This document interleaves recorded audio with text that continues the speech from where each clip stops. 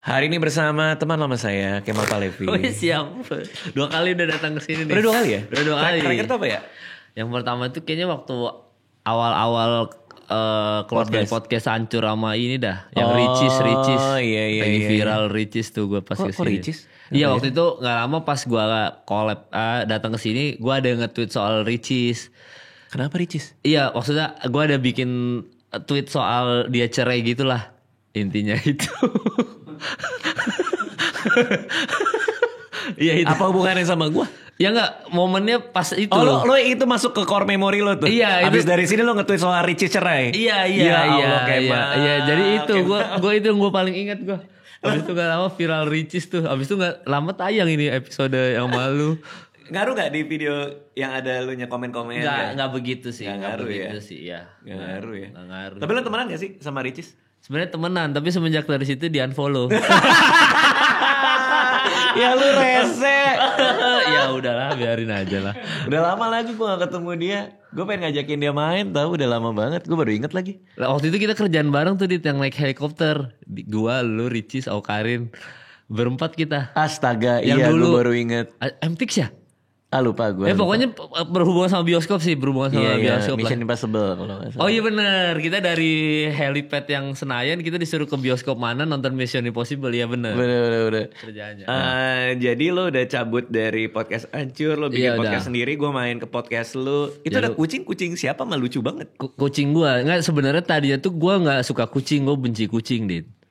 Awalnya, tapi bini gua nih pecinta kucing garis keras. Istri. Iya, pecinta kucing garis keras. Awalnya gue benci banget sama kucing. Maksudnya dalam tanda kutip, dia kan kalau kita makan di pinggir jalan, dia selalu datang mau ngambil ayam kita atau ikan kita gitu. Karena kelaparan aja sih.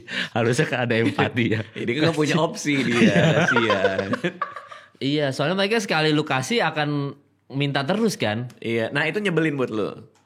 Pada dasarnya awalnya iya, karena kan gue tuh trauma sama binatang gara-gara dulu pernah dikejar anjing, jadi gue menyamaratakan semua binatang sejahat anjing gitu. Kalau bisa dikejar anjing? Iya kan jadi waktu itu gue pas di mobil ada anjing tuh ngikutin gue sampai ke mobil. Nah pas gue mau keluar buka pintu, anjing itu standby di sini. Oh berarti udah gede nih. Ya SD lah, maksudnya gue SD. SD kelas 2 masuk ke core memory gue. Kan pembahasan kita selalu core memory. Terus habis itu gue buka pintu, anjing ada lagi anjing. Gitu. Bisa. Terus habis itu gue pas keluar karena gue takut kalau kata orang tua udah cuekin. Nggak bisa, waktu kecil gue takut sama anjing gitu. Lah kan gak dikejar, kata lo dikejar. Iya maksudnya, nah pas gue keluar, gue jalan, dia masih ngikutin gue kayak mau cium-cium gitu kan, maksudnya ngikut ngekor gitu lah. Iya, gitu. Ya udah, ya habis itu gue lari. Pas lari dia ngejar gue. Nah gue ingat banget pas gue lari, itu kan gue lari lurus kan. Ada orang teriak, "Dek, kalau belok tiba-tiba belok," gitu. Jadi kalau dikejar anjing dit, lu tuh harus bikin gerakan yang tiba-tiba lari lurus, tiba-tiba belok, tek. Karena anjingnya tetap akan lari lurus, kitanya enggak. Kayaknya enggak deh. Kayaknya enggak deh. Gue lakuin itu soalnya waktu kecil. Lalu. Karena ada tetangga ngomong kayak, "Belok deh, belok." Belok. Jadi gue lari lurus, teriak gugu gitu. Gue langsung belok, tiba-tiba belok ke rumah orang gitu. Ya udah anjingnya jadinya tetap lari lurus, gue belok. Aneh banget. Ya gue gak ngerti, gue juga. Ternyata bisa ya. Mungkin ya. Selamat. Alhamdulillah selamat. Nah itu gini, kalau misalnya lo lari, mungkin dia excited kali. Iya kayaknya mungkin karena dianggapnya ajak main. Gitu. Iya, kayak si Tio kan punya anjing juga nih. Oke. Si siapa nama anjing? Si Kacang. Oh nama anjingnya Kacang? Iya, terus karena gua udah nonton ini Dog Whisperer, tau gak lo yang di Di ini yang si di siapa? TV kabel Richard itu. Gere. Siapa? Richard Siapa sih? Caesar Milano. Cesar Milan, beda. Bener kan ya? Caesar Milan. Oh iya, oke. Itu gue udah nonton tuh. Katanya lo harus asertif tuh. Lo harus ngasih lihat bahwa lo B aja. Jadi jangan dibalikin energinya dia. Nah anjingnya dia mungkin karena jarang ketemu orang. Oke. Jadi kalau ketemu gua, kalau lagi keluar ketemu gua, itu emang ngejar banget. Emang kayak gitu ya anjing lu ya? Excited banget. Nah kalau gue biasanya kalau dia kayak gitu gue biasa aja, bodo amat gitu. Terus lama-lama udah capek sendiri kayak. Gitu, ya udah. Meskipun kadang gue suka gue gini-giniin kan, gue ajak main kayak gitu, baru dia main. Coba kalau lagi mager ya udah jalanin. Terus sampai sering, jadi lu biarin aja. Itunya apa? Anjing itu apa? Poodle pom. Oh Poodle pom. Poodle pom. Ya kalau poodle kayak masih yang kecil kan? Poodle tuh yang kecil ya bener. Ya kalau lu Siberian Huskies lu itu husky. Oh enggak kalau waktu itu kayaknya gue lupa apa sih golden ya? Apa sih yang golden ya yang besar. Pokoknya adalah kucing rumahan. Golden kan baik kucing, anjing rumahan. Ya tapi masih tetap ngejar dia. Pokoknya kalau Alaskar Malamut ya kalau nggak salah sama Siberian Huskies nggak mungkin lu bercandain kayak gitu karena dia gede banget kan. Tapi nggak agresif dua anjing itu. Enggak, kalau Siberian Husky kata teman-teman gue agresif sih. Ya. Gue takut karena dia setengah anjing setengah serigala kan. Ya pokoknya ada gitu. Werdog. Bukan werewolf. Werdog. Gue lupa ininya gitu-gitulah ada gitunya. Makanya gue takut kalau Siberian Husky kalau nggak salah anjingnya Alika atau anjingnya siapa Alaskar Malamut tuh kalau nggak salah tuh. Jadi setiap kali gue ke rumahnya dia zaman dulu waktu Jovian Dovi sering ke rumahnya Alika itu takut gue kalau ke rumah dia. Oh Alikanya Cia. Iya. Takut gue jujur takut banget gue. Matanya sih kenceng ya. Matanya Alaskar Malamut kan biru gitu kan. Iya gue takut gue pasti kenceng. Karena dia begitu ada orang depan pintu dia langsung nyamperin. Dan kita tuh selalu disuruh acting tenang. Maksudnya jangan dikasih lihat ketakutan kita atau dikasih lihat kalau kita panik gitu. Karena nanti dia akan semakin main sama kita kan. Jadi gue disuruh kalau masuk rumah Alika lu langsung jadi materi stand up ya? Enggak. Gue ada yang mau gue ngomongin biasanya gue catat dulu. Oh gitu. Jadi ini biasanya kalau misalnya makanya banyak orang bilang gila Bang Radit. Setiap ada narasumber ada bintang tamu selalu mencatat informasi-informasi penting buat dia pelajari nanti. Tidak. Itu kalau lagi ngomong ada sesuatu di kepala gue. Gue tulis dulu biar gue gak motong omongan lo. Oh gitu. Tapi karena lo nanya barusan jadi gue motong nih. Karena gue kira terus. Karena kita kan ada nanti kita bahas satu hari satu kalimat itu ya. Jadi gue ingat banget setiap kali ke rumah yang anjingnya agresif gue tuh disuruh acting tenang. Jadi dia bilang Mal, acting tenang, jangan panik, jangan kelihatan takut, karena nanti lu dianggap ngajak dia main. Jadi setiap kali gue ke rumah Alika, pasti dia si Alaskar Malamut langsung nyamperin gue kan. Gue langsung disuruh tenang. Tapi kan nggak mungkin posisi kita bisa tenang ketika anjing besar itu nyamperin kita kan. Jadi kan secara nggak langsung kayak gimana gue mau tenang sih. Langsung Alika bisa kali diambil dulu anjingnya ini. Gitu. Akhirnya udah jalan aja dan anjingnya begitu kita acting tenang. Alika manggil misalkan namanya Kacang misalnya gitu ya. Kacang, sini Kacang. Ya udah habis itu dia hilang. Tapi acting tenang itu kadang kalau menurut gue energinya juga lo boleh tenang tapi lo masih nervous kan? Iya masih. Nah itu dia dapet tuh entah gimana caranya anjing tuh ngerti tuh. Iya jadi ngendus-ngendusnya tuh tetap dan biasanya tangan kita diendus-endus sama dia kan kayak gitu-gitu kan. Itu kan bikin kita makin panik dong karena dia hidungnya dan mulutnya makin dekat ke tubuh kita gitu. Kalau dia cuma kayak muter-muter doang mah kita biasa aja. Tapi karena dia mencium kita, otomatis yang disuruh tenang nggak mungkin kita bisa tenang kayak. Iya. Kalau dia muter kan kita pasti nggak apa-apa. Kalau dia velocity juga kita bingung. Materi stand up. Boleh catat. Pakai. Jadi satu materi. Pakai aja. Kombut sama Raditya Dika dapat satu materi stand up tiba-tiba velocity kan. Aduh, kan jadi lucu banget.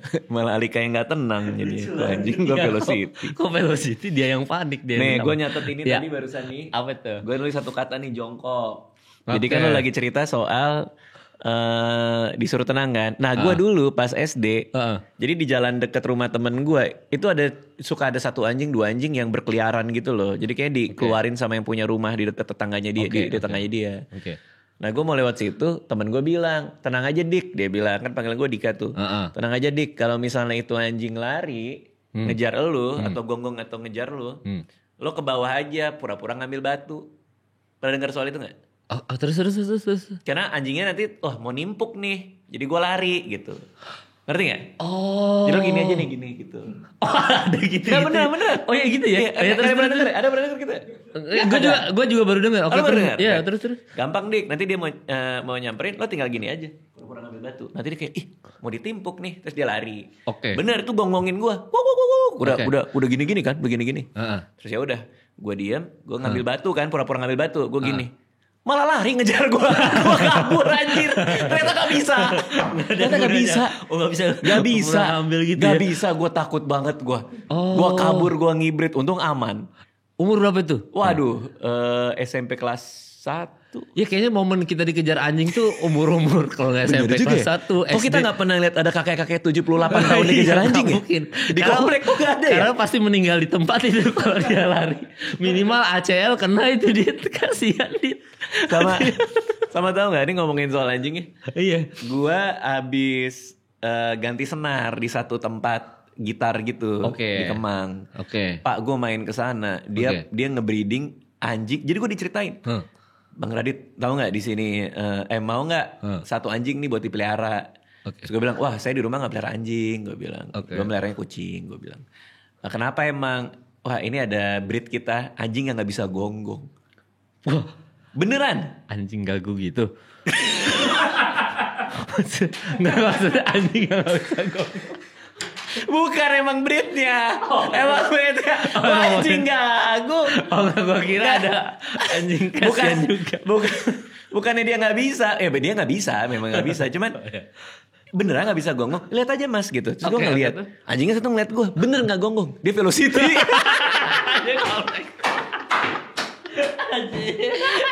Enggak dia nggak gonggong. Nama breednya Basenji. Oh nama breednya Basenji. Ada dia. Ada Basenji. Dia bunyi tapi gak gonggong. Jadi gimana? Ya gue gak tahu. Gitu kan gak tahu. Kukuruyuk gitu. Meong gitu. Anjing krisis identitas. Gue anjing apa sih? Bahasa Cina gue juga baru tahu. Itu mungkin menarik juga tuh. Iya. Karena di rumah gue kadang pagi-pagi gue nggak terganggu sih ya. Cuma kadang tetangga gue kan juga melihara anjing tuh. Karena suka kedengeran gitu bunyi-bunyi anjing. Apa dia melihara apa? Actually gue nggak pernah lihat.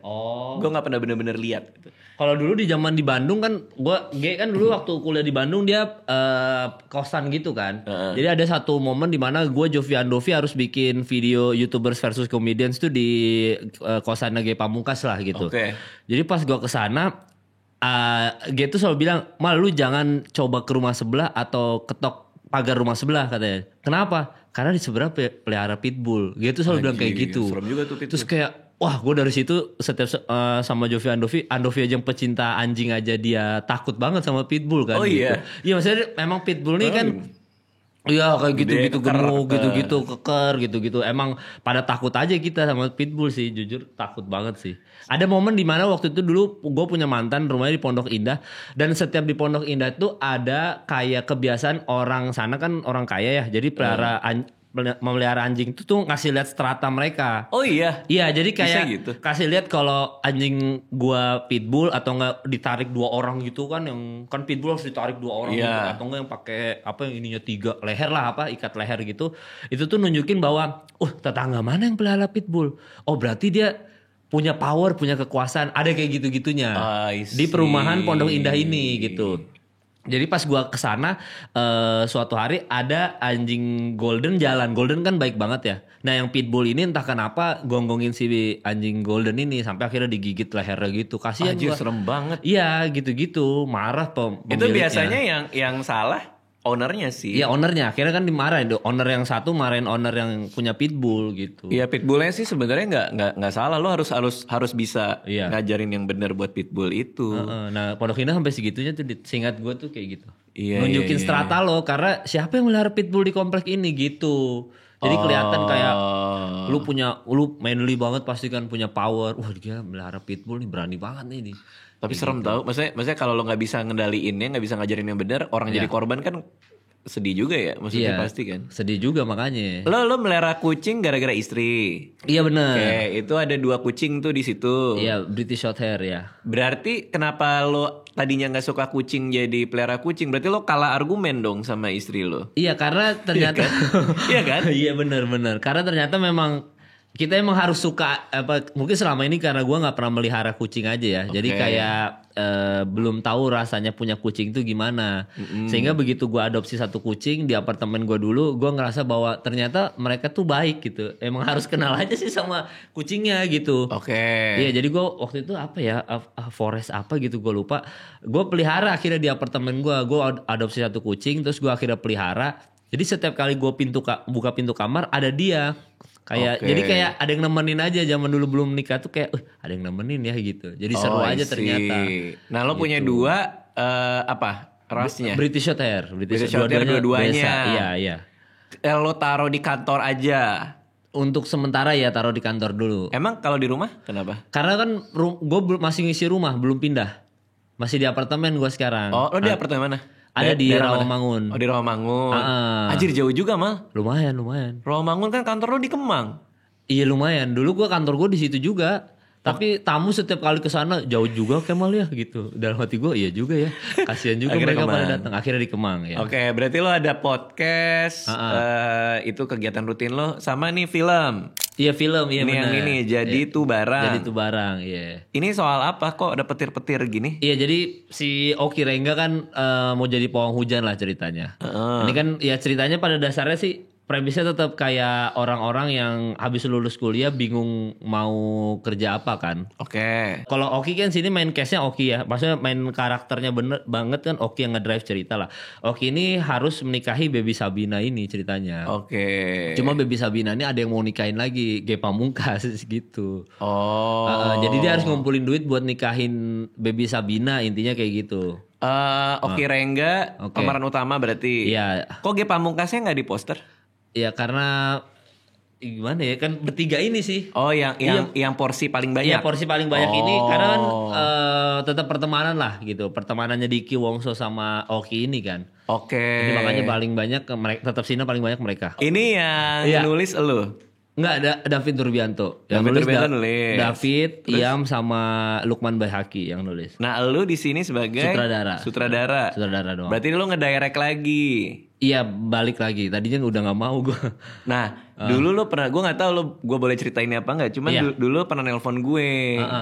Lo bilang gue kapok nih ngedirect. Iya bener. Karena soal duit produksi, lo nggak bisa ngaturnya atau pajak atau apa, gue nggak ngerti deh. Iya pokoknya intinya tuh gue kapoknya karena memang nggak tahu ya, gue kayak ngerasa nggak bakat di bidang penyutradaraan aja sih. Oh bukan soal teknis berarti? Iya ada urusan teknis juga, intinya ada urusan teknis lah. Cuma gue lebih ke kayaknya bukan bidang gue deh. Penyutradaraan? Iya penyutradaraan. Padahal gue kan kuliahnya bidang ini juga kan. Lo sekolah film? Enggak sekolah filmnya, tapi gue seni pertunjukan. Cuma gue sering banget kuliah minornya di FFTV IKJ. Berarti lo IKJ kan? IKJ seni pertunjukan. Iya teater lebih tepat ya. Oh oke. Lo anak teater nih? Anak teater. Oke. Lo anak teater... ilmu teater kepake di film? Kepake, tapi untuk urusan blocking, untuk urusan ibaratnya ngarahin aktor-aktornya itu kepake banget. Oke, S1 berarti lulus? Enggak, DO. Oh enggak. Lo cabut karena? Karantina Kompas TV. Oh, karena Suci. Karena Suci 2, iya. Lo gak mungkin bisa barengan? Nggak bisa barengan. Dan gue pas pulang ke kampus kan ketika gue habis karantina kan gue pas karantina Suci 2 itu lagi skripsi kan. Jadi gue pas skripsi gue baliklah ke sana, tapi sebelum gue balik ke kampus ada tawaran Comic 8 dulu. Jadi gue syuting dulu tuh Comic 8. Setelah syuting gue baliklah ke kampus, terus kata dosen gue gini, udah ngapain kamu lanjut lagi kuliah? Kan tujuan kamu kuliah biar kamu bisa berkarya di luar sana. Kan kamu sudah jadi aktor. Kata dosen? Iya. Dosen lo... Dosen IKJ mah ajaib-ajaib. Dosen lo meminta lo DO. Iya maksudnya lo cabut. Udah cabut aja. Lu gak usah sarjana. Karena kalau dulu tuh selalu mitosnya kalau sarjana di IKJ gak sukses. Lah? Iya mitosnya dulu gitu. Jadi kalau yang di DO yang sukses, kalau yang sarjana biasanya jadi dosen juga di IKJ. Emang iya? Ya mitosnya. Oh mitosnya. Mitosnya kayak gitu. Mungkin yang nonton juga iya bang dulu zaman dulu gitu. Makanya yang sukses selalu yang di DO. Makanya gue selalu dibilangin kayak udah kamu gak usah lanjutin skripsi, buat apa? S1. Kan tujuan kita lulus di sini supaya kamu bisa jadi aktor atau jadi sutradara atau jadi apapun, penulis skrip gitu-gitu. Ya kan kamu sudah jadi aktor. Lewat stand up comedy ya udah gak usah digituin gue. Dan akhirnya lo cabut. Ya maksudnya ya udah bang makasih bang, gue cabut. Dan nggak lanjut akhirnya. Gara-gara itu tuh. Iya, abis itu udah Comic 8 apa segala macam. Nah, lo ngedirect film pertama apa? YouTuber sama Jovi Andovi. YouTuber versus komedian itu bukan? Oh enggak ya, ada sama Star Vision sama Pak Parwes, judulnya YouTuber doang. YouTuber yang ada Cheryl ya? Kayaknya enggak itu ya? beda bukan. Beda gua ya, tuh kalau nggak salah di situ gua terus Marlo, ada Marlo juga. Jovi Andovi Marlo gua aja sih berempat itu. Oke, YouTuber. Itu YouTuber. Ngedirect ya. Oke, itu berapa penonton? Kalau nggak salah waktu itu 200.000 atau 300.000 di era itu zaman itu ya. Di era itu udah lumayan lah. Ya udah lumayan. Udah oke lah ya. 200.000 300.000 dan waktu itu kan yang nembusin 800 itu elu tuh Cinta Brontosaurus kan? Iya pada saat itu udah heboh tuh masuk koran tuh. Iya 800.000 penonton tuh heboh. Cinta Brontosaurus lu sama Kang Soleh berdua, gue ingat banget tuh. Sama Fajar Nugros. Oke. Karena sampai 300.000 pada saat itu kan oke tuh. Masih ngedirect lagi akhirnya. Maka lo ditawarin lagi. Sama Multivision tapi bukan sama Papa Parwes lagi. Lo ditawarin apa? Director juga sama main. Apa? Abdullah Takeshi, ada dulu film gue sama Dion Wiyoko. Iya lo mampir ke rumah gue juga tuh. Iya, cuma itu kan di situ tuh ada digeruduk ormas gitulah pokoknya filmnya. Karena kan gue ada jokes-jokes soal ya dalam tanda kutip ada jokes. Karena kan gue kalau stand up ada jokes-jokes soal agama dikit kan. Nah di situ ada kayak gitu. Jadi kayak ada gue bikin satu scene tuh soal apa ya waktu itu ya kayak party syariah gitu deh. Iya pokoknya gitu-gitu deh. Tapi abis itu kejadian di masa sekarang. Ada yang kayak gitu. Kayak Bajawa deh, contoh Bajawa gitu. Nah gue kan bikin yang kayak Bajawa, maksudnya tempat yang ada alkoholnya. Iya, intinya tidak ada alkoholnya, tapi hijabers atau siapapun bisa aja tetap ke situ lihat karaoke night atau enggak live band tanpa harus mabok-mabokan. Nah intinya kayak gitu scene-nya. Nah, itu kayak digeruduk. seperti Bajawa. Ya gue dianggap melecehkan agama. Nah kalau itu keluar di era Bajawa sekarang nggak jadi masalah gitu maksudnya. Jadi momennya nggak pas aja. Itu ngaruh ke penjualan tiket? Ngaruh banget kan, flop banget karena mau diserang ormas gitu. Pada saat itu yang soal ormas-ormas ini lagi OP banget lah, lagi overpower banget. Berapa penonton? Gue lupa, kayaknya 100.000 doang atau di bawah cepet gue lupa deh. Lalu bikin lagi? Enggak, udah selesai sampai situ. Habis itu main jagoan instan gue sama Star Vision juga. Tapi jadi aktornya doang. Oh berarti film yang lo direct cuma baru dua. I see. Karena Tak Kemal Maka Tak Sayang Fajar Bustomi kan, gue cuma nulis sama main doang. Gue nulis.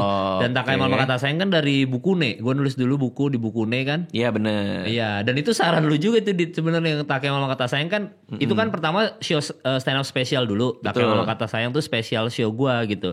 Stand up. Terus habis itu ketemulah sama orang Bukune dan lu bilang, Mal lu tulis aja bukunya. Lu tulis bukunya. Karena sekarang kayaknya PH nyari premis dari buku-buku anak stand up. Iya IP-nya. Iya makanya gue sama Bukune. Terus habis itu udah setelah kayaknya waktu itu lu masih di Bukune tuh sampai sekarang apa masih? Enggak, udah gue jual.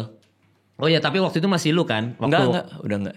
Yang dulu itu enggak ya? Bukan? 2000 berapa itu? Kayaknya awal-awal Suci 2 dah. Enggak, udah gue jual. Tuh ya? Udah gue jual. Oh iya, jadi abis itu dari lu bilang pas gue main ke rumah lu, tulis buku aja. Karena dari nulis buku kan sekarang PH nyari dari buku mal. Yeah. Akhirnya gue nulis buku sama Bukune. Ada satu editor, katanya dulu editor lu juga, gue lupa namanya. Safial. Oh Vial. Iya, Safial yang bantuin gue. Ya udah, dia dulu editor lu juga kan, Safial kan? Enggak ya? Enggak. Kalau megang gua langsung enggak. Oke. Cuman Bukune itu gua ada pas Safial, ada pas baru masuk dia. Sekarang udah direktur dia, Bro. Safial? Iya. Oh, udah lama gak ketemu. Udah naik jadi direktur sekarang di sana. Tapi bukunya gak ada. Jadi direktur tapi yang nulis bukunya gak ada. Ya, tapi kan beda skill set. Oh iya beda skill set. Maaf ya. Okay. Gitu. Nah udah terus nulis buku Tak Kemal Maka Tak Sayang. Cuma di situ gue gak berani ngedirect. Gue cuma nulis skripnya sama main doang. Oke. Gue gak berani yang kayak lu langsung ngedirect main dan nulis skrip. Gak berani lah. Ya, belum berani. capek juga sih. Iya ya udah akhirnya baru yang film kedua baru gue berani. Tapi itu kan bukan dari buku. Itu mah dari ya cerita YouTuber aja difilmin. Yang mana yang YouTuber? Takeshi. Oh, yang YouTuber itu sama baru. Jovi Andovi ya. Tapi itu gue berdua sih, sutradara gue sama Jovi. Andovi main doang. Nah lo kapoknya itu yang soal pajak di Abdullah Takeshi? Iya sebenarnya Abdullah Takeshi ini aja sih sebenarnya soal pajak, perpajakan. Yang kan waktu itu gue curhat soal progresif ya. Iya. Kalau nggak salah yang lu dibilang dimintain berapa terus mal urus deh progresifnya karena tiba-tiba Iya, karena ada kurang bayar, ada apa. Iya. Kan waktu itu memang belum pada rapi kan. Iya, kita semua belum rapi. Iya, termasuk gue waktu itu belum banyak ngumpulin faktur pajak tuh. Iya benar, Ya kan, kita semua ya. Kalau sekarang mah udah pada beres karena udah ada contoh-contohnya kan. Ya, gue semenjak itu yang pajak itu terus lu bilang mal urus karena ada masalah progresif. Udah sampai sekarang lapor terus, setiap tahun udah lapor terus supaya nggak dimintain progresif. Nggak supaya lo bisa bayar progresifnya benar kan, maksudnya gitu. Iya, kan? maksudnya bukan dengan nominal yang fantastis ya. Jadinya nominalnya masih nominal yang kan kalau dulu kita dimintain progresif bisa berapa ratus juta Nggak, karena denda. Iya, dendanya. Itu lebih ke ini dendanya. kan nggak jadinya nggak segede itulah karena kita lapor dan bayar itunya. Dan apa namanya? Makanya lo Kapok tuh di situ. iya, karena lo duitnya kan masuk ke lo kan. Iya, langsung. Seharusnya kan lo ada pembukuan yang benar, kayak duit masuk ke lo potong pajak orang gitu kan. Siapa yang ngerti pada zaman itu kan? Iya, kita nggak ngerti semua. Kan? Tiba-tiba orang pajak nyamperin kita aja. Oke, intinya sekarang rapi semua ya. Udah rapi. Perpajakan udah. Lo kapok gara-gara dua hal itu. Lo ngerasa lo nggak bisa ngedirect, maksudnya bukan jalan lo gitu ya. Makanya lo main film aja. Main film aja. Ya nggak usah ngurusin PT-nya apa, nggak usah ngurus lah gitu. Nah, ini kenapa tiba-tiba ngedirect lagi? Bukan skrip lo lagi bahkan. Iya, karena tadinya David kan minta bantuan lah intinya untuk mereka udah nyamperin beberapa sutradara anak stand up lagi pada nggak bisa.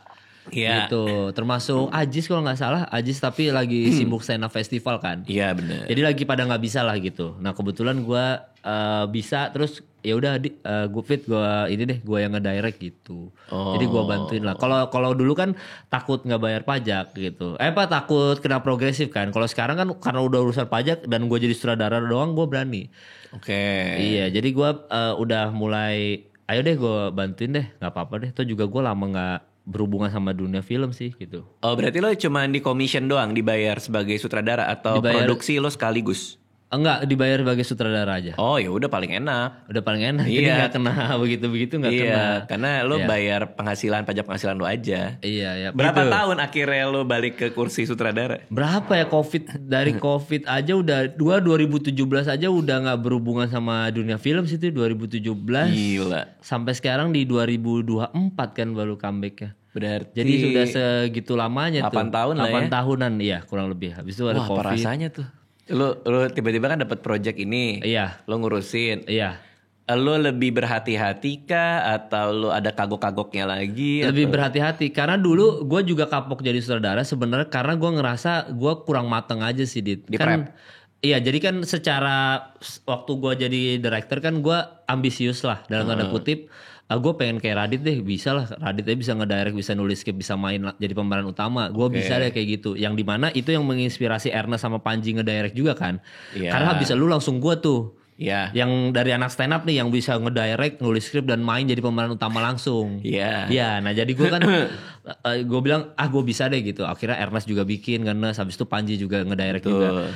Nah cuma yang salahnya gue di situ, gue tuh kurang mateng secara emosional dan gue kurang mateng secara knowledge ngedirectnya dalam tanda kutip. Jadi gue ngerasa bahwa film yang bagus itu kayak gini karena kan gue secara umur muda banget kan itu kan 20-an masih kan 25 apa 26 sementara lu Ernest dan Panji memulainya ketika kalian sudah lebih matang lah secara pemikiran. Betul. Director kan kayaknya harus butuh kayak gitu kan. Karena kan lu ngelihat semuanya soal sisi kehidupan aktornya, backstory-nya gimana. Dan pengalaman hidup lu lebih banyak lah. Lu sudah menikah, Ernest juga udah punya anak, udah ini, Panji juga. Jadi lebih mateng. Nah gue kurang itunya makanya gue ngerasa bahwa semua film gue tuh kayak gak ada rasanya aja. Pas gue ngedirect tuh kayak pas gue nonton di premiere kayak ada yang kurang ya. Kayak, yang penting jadi gitu ya. Iya yang penting jadi kayak gue kurang ngerasa deep aja gitu. Maksudnya soal delivery rasa aktornya atau enggak soal gimana gue ngerangkum jadi satu film. Sehingga gue kapoknya juga di situ. Gue ngerasa gue kayak memang gak bisa jadi sutradara. Gue gak bisa menyampaikan gitu film gue tuh gimana ke penonton gitu. Karena kayaknya gue knowledge-nya dan ilmu kehidupan gue masih kurang. Gue vakum. Balik gue ngedirect, nah gue ngelihat skrip dan ngelihat kamera tuh jadi berbeda aja point of view-nya, posisinya gue udah menikah, udah punya anak, gue kayak ngerasa gini ya ternyata yang dirasain gue dulu, gue terlalu buru-buru zaman dulu. Kalau gue lebih santai, lebih mateng, maksudnya gue pelajarin lagi mungkin dari lu ngikut, dari Ernest gue pelajarin lagi, mungkin gue akan lebih mateng lah. gue terlalu buru-buru gitu. Jadi begitu gue ngelihat yang sekarang ngedirect, gue ngerasa bahwa jauh lebih matang sih. Jadi setiap kali gue ngelihat preview film, oh ternyata dulu gue emang kurang ininya aja sih. Misalkan ada perasaan sedih ke aktor, tapi gue nggak punya perbendaharaan emosi itu, sehingga gue empatinya ke aktornya kurang, ke emosi pemainnya. Nah sekarang gue udah punya itu, Dit. Gue ngerasa lebih empati, gue ngerasa lebih gimana, sehingga pas ngedirect gue lebih bisa deliver ininya sih, rasanya bener. Itu yang lebih krusial menurut gua. Iya, karena zaman-zaman itu kan memang lu masih muda ya. Iya, jadi kayak ya gua ngerasa juga sih waktu gua pertama mulai juga ada itunya juga sih. Kayak ada yang kurang aja. Sementara kan kita makin kesini pasti makin mateng kan ngedirectnya kan. Karena kan director juga harus kayak ngerasa apa ya, aktor ini kenapa ya dia bisa nangis gitu. Karena mungkin dia gini-gini. Kalau kita ngorek-ngorek perbendaharaan emosi kita, oh mungkin gue dulu juga pernah ngerasa kalau lagi ditinggal pasangan ternyata gini. Nah itu kan gue kurang dulu kan. Masih muda kan kita kurang perbendaharaan emosi lah gitu. Masih sebatas pacaran. Iya. Belum tahu sayangnya punya anak. Belum tahu sayangnya punya istri. Gimana caranya, gimana rasanya struggle. Kalau di sini kan Oki struggle mau menikahin Baby Sabina kan. Nah ketika gue ngedirect umur 20-an kan gue gak tahu rasanya gimana. Rasanya pengen menikahi tapi dengan keterbatasan. Iya, itu dia. Gue nggak tahu rasanya gimana. Nah, ketika gue sudah menikah terus ngedirect Oki yang pengen nikah, ya lebih ini aja sih, lebih masuk. Iya, lebih masuk aja. Jadi gue pas ngedirect kayaknya nggak gitu, Ki. Kita kayaknya dulu waktu mau nikah kan kayaknya kita akan berusaha bla bla segala macam. Kayaknya rasa itu lo harus masukin di karakter ini sih.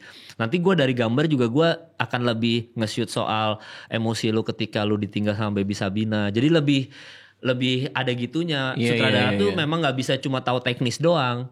Jadi kita memang harus tahu rasanya juga, kayak oke, cukup deh segini. Nah itu gue umur 20-an gue kurang itu sih.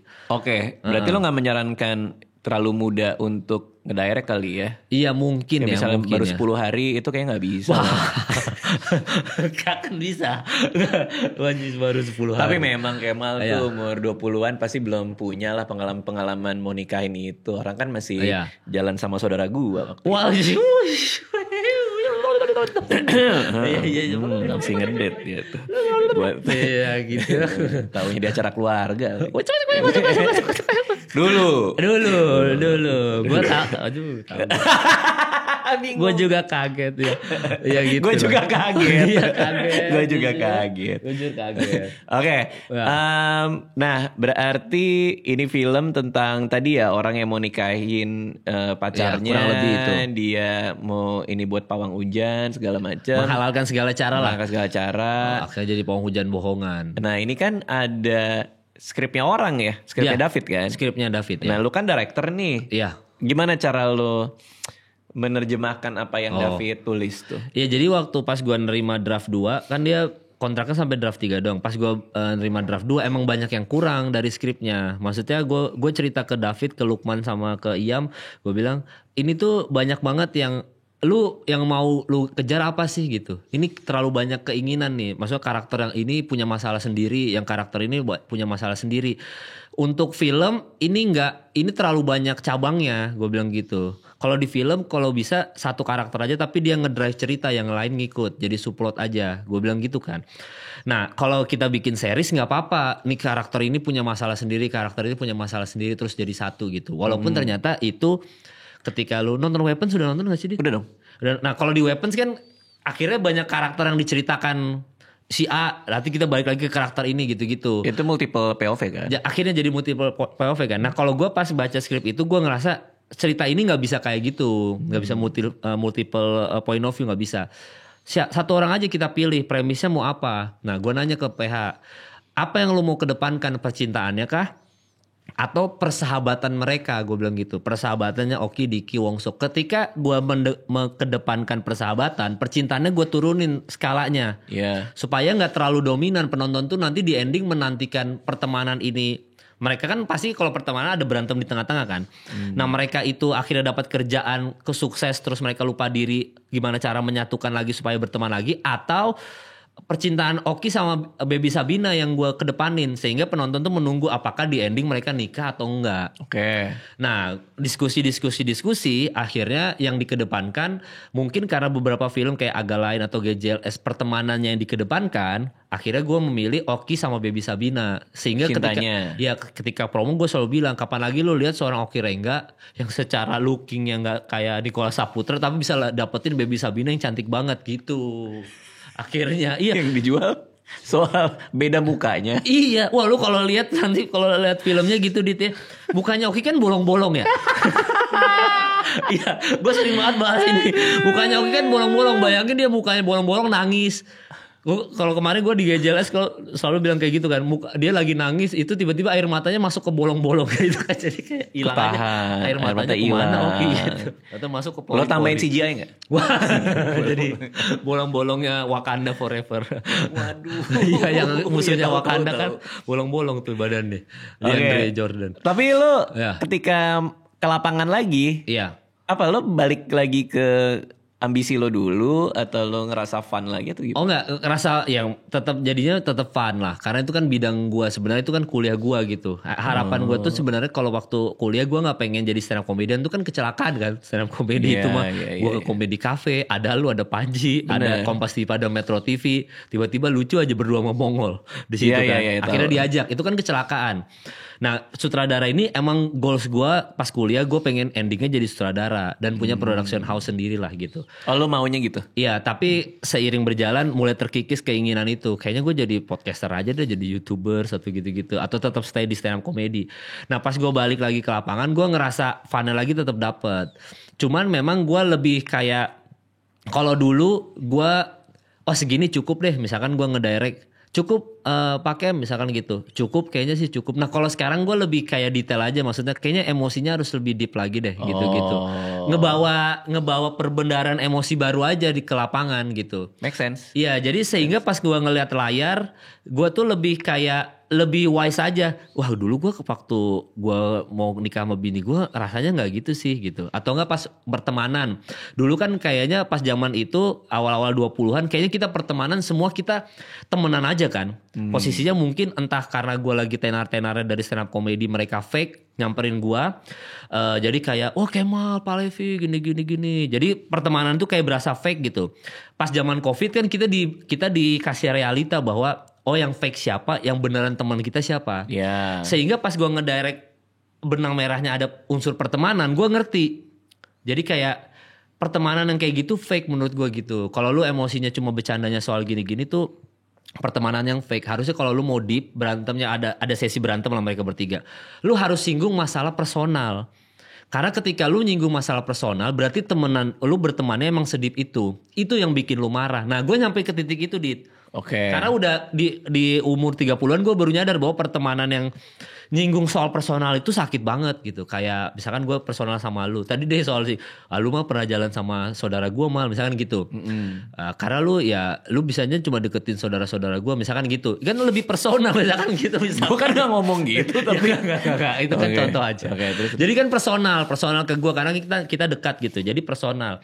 Nah kalau itu lu bawain ke skrip, yang dimana tadi di skrip tidak ada penulisan itu dan gue rapiin ketika gue nerima draft 3 gue rapiin jadi draft 4 gue nambahin unsur itu. Iya supaya lebih sakit kan? Iya supaya lebih sakit ketika lu berantem bertiga itu. Iya. Nah begitu gue liat preview dan semua semua yang terlibat di film lihat preview berasa iya kalau lu singgung soal keluarga emang sakit banget sih. Nah di umur 20-an gue gak ada itu karena kan semua fun-fun aja. Dan nggak peduli juga kali. Nggak peduli juga kayak yang penting besok party di mana atau enggak besok kan gitu-gitu doang kan. Lu habis deketin cewek ini Amal ya. Gimana kan obrolannya selalu itu kan. Bener. Nggak pernah kita ngobrol soal kayak gue di rumah bokap nyokap udah nggak akur sih. Nggak pernah kita ngobrol sedip lebih itu dalam. di umur 20-an nggak pernah. Umur 30-an udah mulai deep obrolannya. Kayak kita temenan sama dia tuh fake banget ya, maksudnya udah mulai tuh obrolannya. Karena lo di umur 30 tuh mencari meaning tahu, mencari arti tahu. Di umur 30 ya? Iya, gue tadi pagi, bener-bener tadi pagi aja gue bangun gitu. Gue udah cukup ngasih meaning gak ya buat hal-hal di sekeliling gue gitu. Bener-bener baru tadi pagi. Gue ngelakuin ini nilainya apa ya buat gue ya. Gimana cara ngasih nilai lebih lagi gitu di hal-hal yang gue lakuin gitu. Kemarin tuh tadi pagi tuh sambil sarapan ya gue mikir apalagi yang bisa gue lakuin ya supaya ngasih meaning ke orang banyak gitu. Udah sampai ke tahap situ ya. Kalau gue gitu, gue apa yang gue lakukan tuh udah punya arti belum sih gitu. Orang di podcast kita aja, yang di podcast gue kita ngomong soal kematian, udah nyampe situ momennya. Oh iya benar. Nah, sutradara tuh butuh kayak gitu, butuh yang kayak kita tuh kalau nanti meninggal gimana sih gitu. Kita butuh kalau umur 20 boro-boro kita mikirin soal gimana kalau kita meninggal ya, butuh asuransi nggak ya? Nanti anak sama istri kalau kita sakit gimana? Kadang udah nggak belum nyampe mikirin soal belum itu. nyampe. Sementara sutradara butuh itu. Iya, ya iya, walaupun nanti mungkin debatable. Ada kok Bang sutradara muda di mana yang dia sukses. Ya mungkin kalau gua cerita gua punya pemahaman sendiri ya. Mungkin sutradara muda yang sukses adalah sutradara yang mungkin ya gimana ngomongnya, hidupnya susah kali ya. Jadi sehingga dia punya banyak perbendaharaan emosi di keluarganya dia sendiri, karena keluarganya dia bukan keluarga berada, dia struggle cari duit, orang tuanya struggle gini-gini, sehingga begitu dia jadi sutradara dia udah banyak perbendaharaan. Sutradara sama aktor kan sama, makanya pas Sheila Dara datang promo film sore, gue nanya ke Sheila Dara, kok lu aktingnya bagus?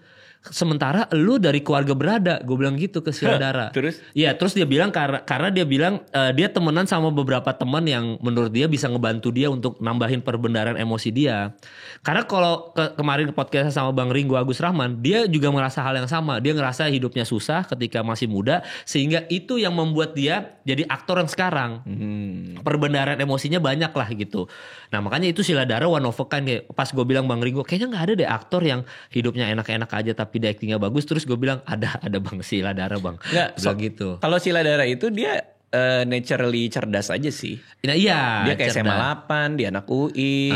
Jadi dia begitu temenan sama teman yang punya perbendaharaan emosi banyak, dia bisa nyerap itu dengan kecerdasan dia gitu. Satu itu atau melogikakan apa namanya? Ya kayak misalnya sore kan bangun berapa kali tuh? Iya. Melogikakan bahwa nih runutan emosinya itu kalau gue bangun gue jadi ada observasi, ada hal matematis yang di kepalanya dia gitu. Itu argumen gue ya. Gue sih nggak tahu metode dia acting. Gue cuma menebak aja. Karena inherently memang dia orang yang sangat pinter sih kalau gue ngeliatnya sih. Iya makanya. Nah tapi beberapa orang ini hidupnya emang sulit gitu. Hidupnya emang sulit. Makanya ketika kita masuk di umur 30-an. Mungkin yang tadi gue balik lagi. Ada yang sukses di usia muda. Mungkin karena entah dia cerdas banget atau memang dia punya perbendaharaan emosi banyak. Karena keluarganya aja struggle kan. Sehingga dia begitu duduk di meja sutradara, dia bisa ngelihat aktornya dari semua sudut pandang. Rasanya nyampe, gue pernah ngerasain emosi susah kayak gitu sih. Jadi gue tahu ngedirectnya harus gimana. Nah gue juga bukan keluarga yang gimana-gimana ibaratnya. Gue juga ya dibilang hidup nyaman sih. Nyaman-nyaman aja ya, maksudnya nggak yang gimana-gimana lah gitu. Dibilang susah juga susah, tapi nggak yang gimana-gimana. Jadi perbendaharaan emosi gue nggak terlalu banyak. Di umur 20-an itu umur pertama kali terkenal gara-gara stand up comedy kan. Which is tambah banyak kesenangan lah. Bukan kesedihannya, kesenangannya nambah banyak kan. Nah nggak ada emosi apapun. Begitu gue duduk di meja sutradara, ya gue cuma pengen sini ini harusnya lucu, sini ini lucu, tapi kedalamannya nggak ada gitu. Nah itu lo dapetin itu juga pemahaman itu dari nonton banyak film nggak? Karena gue ngeliat podcast lo kan lo banyak ngebedah film tuh. Ya ada beberapa ya akhirnya karena banyak nonton film aja. Tapi kan sebenarnya kita nggak tahu kenapa filmnya Steven Spielberg atau enggak filmnya Scorsese deh gitu. Kenapa bisa sedip itu pada tentang mafia. Nah ternyata dia gue telaah dia tuh ngedalamin soal emosi-emosi pemain. Karena memang investasi yang terbaik kalau lu nulis film adalah investasi ke karakter, bukan ke jalan cerita, premis atau jalan ceritanya dulu. Karakternya dulu yang lu build. Kalau kata Bang Joko gitu, maksudnya karakternya tuh lu harus create yang entah zodiaknya apa, backstory-nya apa, kenapa dia bisa sampai di titik ini. Itu yang lu invest dulu. Premisnya baru habis itu kedua. Setelah lu udah punya benang merah karakter yang kuat gitu ya. Misalkan kayak lu kan selalu bilang orang yang jomblo susah nyari pacar misalnya kayak gitu. Karena mungkin keterbatasan fisik sehingga sulit mencari pasangan misalnya gitu ya. Ya lu invest dulu ke situnya. Ke kayak karakter yang lu bikin gitu. Oh gimana sih, kenapa sih dia ditolak mulu sama cewek, alasannya cewek ini gak mau sama dia apa, dikulik segitunya baru lu pikirin jalan ceritanya. Yang ngedrive ceritanya karakter yang lu create ini, yang bawa cerita. Nah yang kayak gitu-gitunya. Nah sehingga kalau kita dulu zaman umur 20-an gue ngelihatnya ceritanya dan lucunya kan. Nih sini harus lucu, sini harus lucu, sini harus lucu gitu. Sehingga kita ngumpulin LPM-nya, bukan ngumpulin gimana aktornya ngedeliver rasa sehingga ketawa itu bonusnya. Padahal rasanya yang disampaikan di situ. Iya. Nah itunya yang gue gak punya di umur 20-an. Ernest Panji punya itu. Makanya begitu ngenes keluar deep kan. Apalagi itu berhubungan dengan dia dibilang kan. Cina waktu kecil keresahannya dia. Panji juga berkata soal hal yang sama. Jadi lebih deep mereka ngedirectnya. Makanya sukses. Karena keresahan itu memang modal utama kita kan sebagai komedian kan. Iya benar. Tinggal diterjemahin ke medium yang lain seharusnya ya. Iya. Kan lu termasuk ke invest ke karakter lu Raditya Dika atau apa kalau lu bikin film ya, kan. Kalau Miko kan memang keresahan pribadi gue pada saat itu sih. Iya, Ernest juga keresahan dia ketika dikatain Cina waktu kecil gitu-gitu kan. Jadi lebih deep lah. Nah kalau gue kan gak represent siapa-siapa ketika nulis skrip. I see. Nah ini representasi apa? Orang yang mau nikah dan susah. Kuliah tapi gak punya kerjaan. Nah momen itu sebenarnya momen sulit nyari kerja itu terjadi ketika kita pandemi COVID-19 sebenarnya. Kita semua struggle nyari kerja. Kita bingung penghasilan dari mana karena semuanya harus di rumah aja gitu ya. Jadinya itu yang emosi itu yang gua tekankan di sini lah. Ada beberapa dapat emosi dari situ. Oke. Ya. Nah setelah podcast kita bareng, lo udah mulai nyatat 1 kalimat sehari. Udah mulai nyatat 1 kalimat sehari. Dari apa? Matthew Dix tuh, Story Worth It. Iya, gue tulis tuh karena kan pas lu bilang Homework for Life. Ini cara lu supaya lu tetap ada materi stand up kan. Iya. Ya makanya gue tulis. Apa yang bisa lo bacain itu ada lagi? Anjir, ada. Gue kan waktu itu yang pas lu ke podcast gue yang Rico Spinboy ke Manila mau ketemu Jamoran, tapi bukan gue yang berangkat, yang itu kan. Oh iya. Itu ada tuh. Ada. Tapi gue ada juga yang gue catat, ya kan gue apa aja gue catat ya, kayak pemerintah lebih takut bendera One Piece daripada dosa korupsi, ya gue catat aja, gue catat aja. Ya, ini gue ada tulis soal mana sih yang gue bilang, ngelihat anak sekolah sekarang kayak ngelihat anak sendiri, beda sama pas bujangan gue bilang. Kan gue ada promo film ini ke sekolah-sekolah kan. Iya. Jadi gue ketika gue promo film ini ke sekolah-sekolah. Ya anak sekolah nyapa aja Bang Kemal nyapa gitu. Nah kalau dulu zaman bujangan ketika disapa itu ngerasa wah bisa gue pacarin nih atau enggak yang kayak ya ada mental juga tuh. Terus jadi yang ada ngerasa gitunya kayak wah bisa nih gue minta nomor telepon nanti jalan sama gue. Adalah rasa-rasa kayak gitunya. Tapi begitu kemarin pas promo film ini gue ke sekolah-sekolah Bang Kemal, gue ngerasa kayak iya jadi kayak ke bapak-bapakan gitu loh. Jadi kayak sekarang wah sekolah yang bagus ya kamu gitu. Ngerasanya udah jadilah anak yang pintar berbakti kepada orang tua. Jadinya gitu mindsetnya sekarang. Itu bisa jadi premis yang menarik. Iya makanya gue catat. Karena perubahan paradigma lo ini. Iya jadi gue catat. Lu gak bisa tegas, gak bisa marah. Coba tes punya anak. Nah gue tulis aja. I see. Iya maksudnya gue tulis aja apa yang. Tapi gak, ya kata lu kemarin. Ya gak tahu nanti jadi materi stand up atau enggak. Mau jadi apa, mau jadi podcast ya. Itu kita jadi ngobrol gara-gara itu. Iya jadi gue iniin aja. Oh iya juga ya akhirnya jadi ngobrol ya gara-gara ini jadi bahan ngobrol. Dan lo jadi lebih gampang living in the moment kan jadinya. Oh. Jadi lo tahu kalau lo baca itu sekilas, oh iya ya kemarin gue gini, kemarin gue gitu. Jadi hidup lo tuh jadi kayak ada isinya gitu loh. Oh iya, karena kan lo mengingat kejadian-kejadian yang lo paling ingat di hari itu kan. Kalau kita baca ulang lagi jadi keisi gitu. Oh iya, kemarin ada ini kan. Iya, ya kayak lo bilang Haji Bolot ternyata umur 80 apa tuh masih semangat kerja. Iya. Iya, ini gue tulis makanya. Enggak tahu gimana cara jadi materi stand up. Ngapain nulis Haji Bolot semangat kerja? Oh enggak bukan itu kan lu. Makanya gue tulis tadi. Iya enggak, kalau yang gue hari ini dapat soal anjing nih. Soal anjing tadi kan gue dapat premis ya. Apa bahasa Inji atau? Iya paling ya gue gitu doang. Kalau dikejar anjing pura-pura belok aja. Nah kan gue tulis aja. Kan gue dapat lagi ilmu lah. Nanti gue kembangin ke yang tadi kita bahas itu. Ini apa? Tiba-tiba velocity. Tips-tips kalau dikejar anjing ya. Iya. Dan ada yang bisa, ada yang enggak. Kayak gue ngambil batu tuh ternyata nggak bisa tuh baru tahu. Oh iya ngambil batu. Dan itu kayaknya kalau lu kan udah nggak butuh kombut ya. Kalau gue ngerasa masih perlu. Jadi ada waktu itu materi stand up gue yang Aukarin Atta Halilintar datang ke demo DPR soal RUU KUHP. Oke. Dia datang kan, Aukarin bagiin makanan, terus Atta Halilintar datang gitu-gitu. Nah itu kan keresahan gue, kenapa mereka datang ketika demonya lagi besar banget. Gue tulis, gue kombut ke AW. Bisa tuh AW kepikiran yang kayak mereka datang YouTuber datang ke demo RUU KUHP. Bisa aja malah tiba-tiba ada yang nanya berapa harga outfit polisi, berapa kayak gitu-gitu. Gue jadiin materi. Kayak tadi tiba-tiba lu ngomong aja, bisa aja anjingnya velocity kan aneh. Ya itu menurut gue yang kayak gitu-gitu gue masih perlu. Nyari patahan-patahan. Iya gue masih perlu yang kayak gitu-gitu. Tiba-tiba velocity kan. Nah ya gue masih perlu gitu-gitunya di. Oke. Nah film ini tayang kapan? Jadi Tubaran? 18 September 2025. 18 September 2025 bisa ditonton di semua bioskop. Trailer udah naik kah atau? Udah ada trailer. trailernya udah bisa ditonton sekarang juga. Oke, thank you Kemal udah main kesini. Jangan lupa nonton filmnya guys. Terima kasih semua.